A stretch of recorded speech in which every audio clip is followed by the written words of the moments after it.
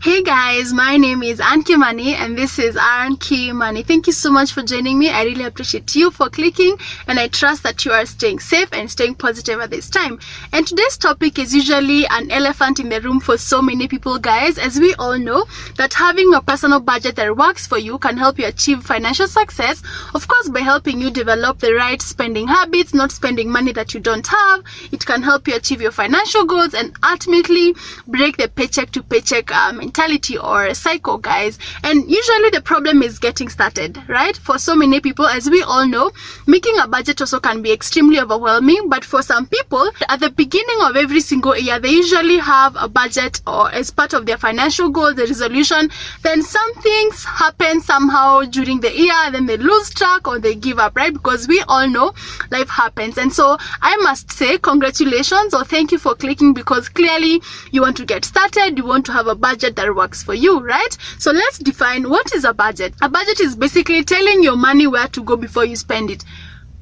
Plainly that, from a layman's perspective, right? So when you have a budget, you'll be able to know where your money is coming from and where your money is going. What do you need for you to be able to come up with a budget? Is one, you need a spreadsheet, right? Either from your phone, from your laptop, Google Sheet, or whatever, Microsoft Excel. So personally, I use Microsoft Excel because in future, in case you need to make adjustment, it's usually flexible, right? You don't have to think so much. You just go and make the changes that you need to make, right? So some people who could be analog, you can use your notebook and your pen. The other thing that you may need your bank statement or your M-Pesa statement, or basically where you can make references for your total income and your total expenses, just in case you've forgotten how much you spend in a month or how much you make in a month. So let's get started. The first thing that you need to do is open a workbook, and number one, have the list of all your net income. Have the list of all your net income. And net income means your take home, or basically what reflects in your bank account after all the deductions by your employer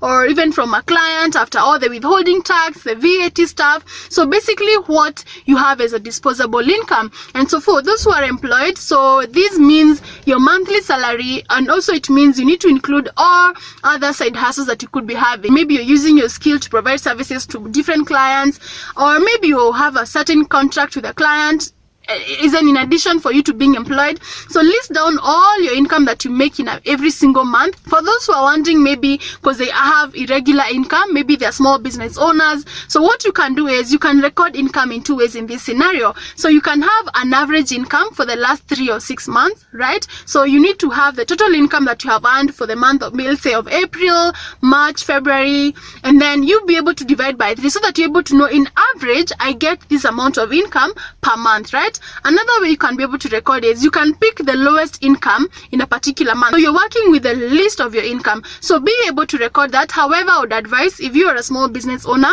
start paying yourself a monthly salary if you can, right?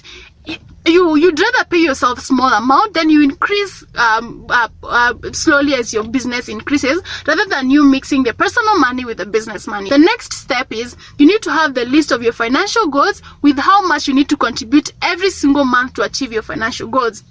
In my previous video, we talked a little bit about the financial goals. So you cannot just write a financial goal. You need to be so specific.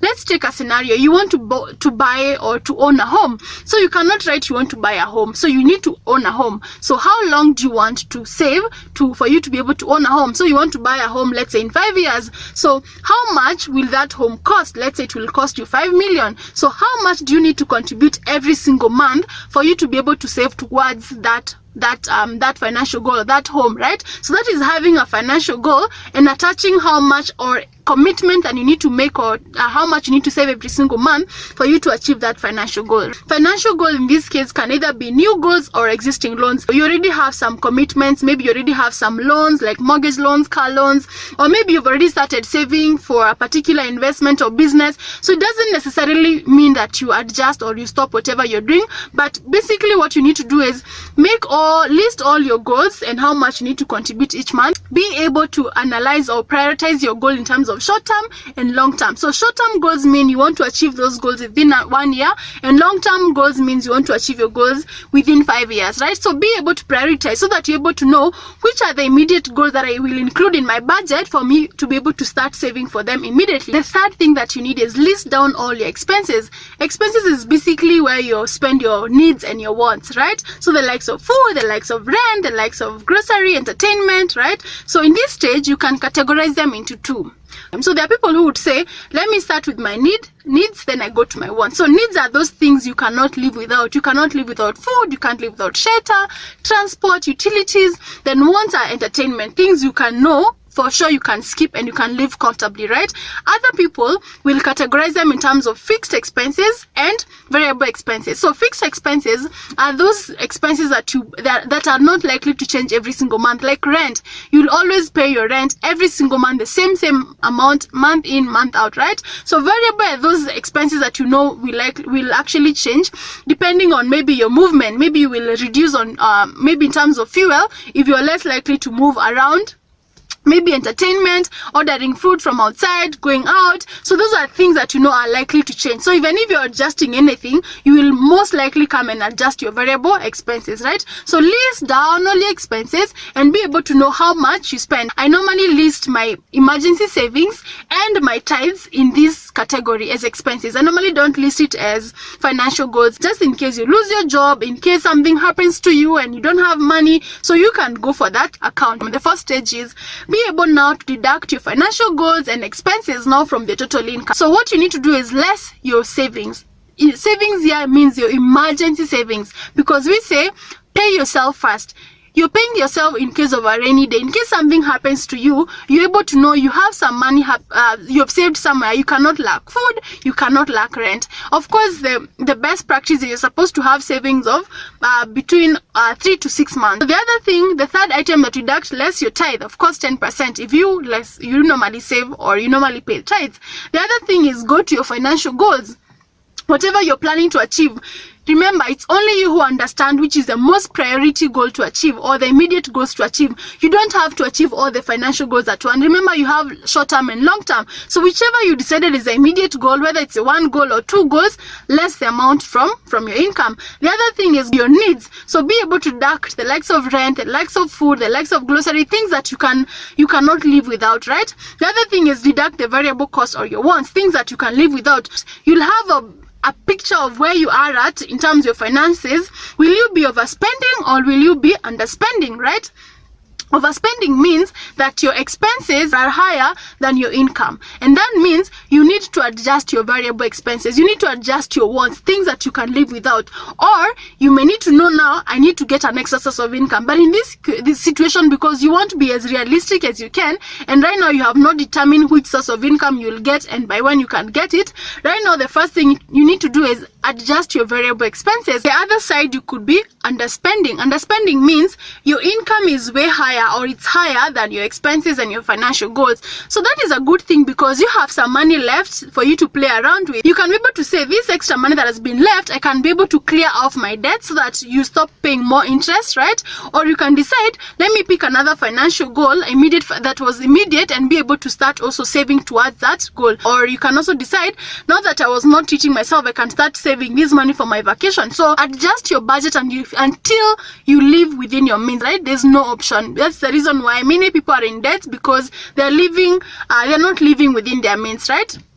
The fifth item is track your spending and review your budget and make necessary adjustments to reflect your current situation.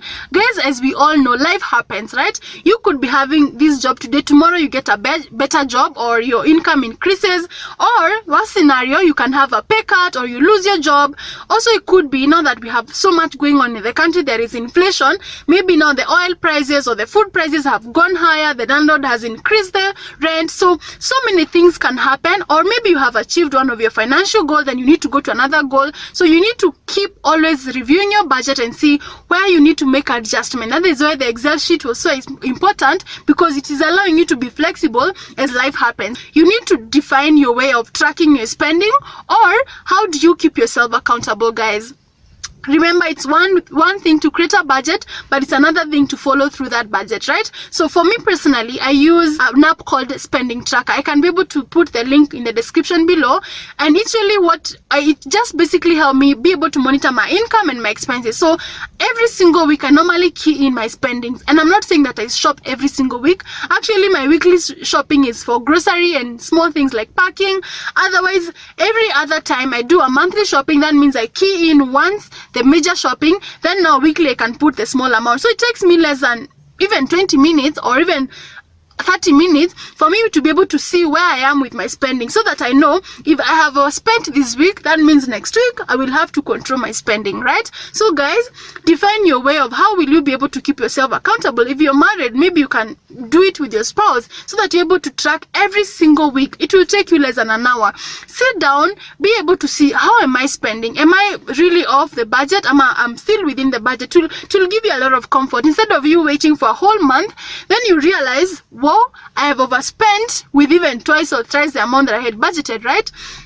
Guys, as I wind up, what I'll tell you, or what I'll be able to remind you guys, that it's not easy to have a budget that works, and be disciplined to follow it. But remember, budgeters or people who have budgets really are those people who are so intentional in where they're spending their money. They just don't spend their money. They're so intentional about it, and that's the kind of situation we all want to find ourselves in. So the goal is usually to have a budget, follow it if you can, add more streams of income. Remember, it's a journey, and a journey starts with one step. That is what I keep reminding you in each and every video. So don't give up, start small, build up. As long as you create that discipline, that is the most important thing, right? Bye guys.